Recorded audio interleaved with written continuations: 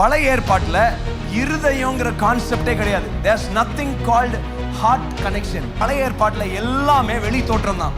அது கூட ஆண்டவர் இன்ஸ்ட்ரக்ட் பண்ணிக்கிறார், இதெல்லாம் நீ செய்யணும், இதெல்லாம் செய்யணும் அப்படின்னு பழைய ஏற்பாட்டுல சொல்லிக்கிறார். ஒருவேளை first covenant old covenant faulty கவர்னன்ட்டா இல்லனா நியூ கவர்னன்ட்டே அவசியம் இல்லை. ஆனா வசனம் சொல்லிக்கிறது அந்த முதலாம் உடன்படிக்கை பிழை இல்லாதிருந்தால், which means it was a faulty covenant. அது பிழை உள்ள ஒரு கவர்னன்ட்டா இருக்கிறதுனால இரண்டாம் உடன்படிக்கை இடம் தேவைப்பட்டது. வருத்தப்பட்டு பாரம் சுமக்கிறவர்களே நீங்க எல்லாரும் என்னிடத்துல வாங்கன்னு ஏசப்பா யாரை பார்த்து தெரியுமா சொன்னார்? யூதர்களை பார்த்து சொன்னாரு. ஏன்னா இவங்க ஒரு பெரிய சுமையை சுமந்து கொண்டிருந்தாங்க.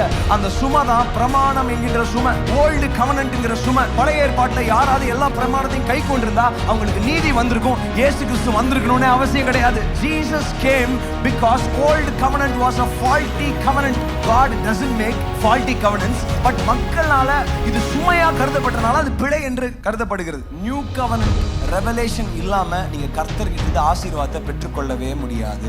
கர்த்தருடைய ப்ராமிசஸை சுதந்திரிக்க முடியாது. நியூ கவர்னன்ட் தெரியுமா? விசுவாசித்து எல்லாத்தையும் பெற்றுக்கொள்ளலாம். I just have faith. faithல you can encash God's blessing.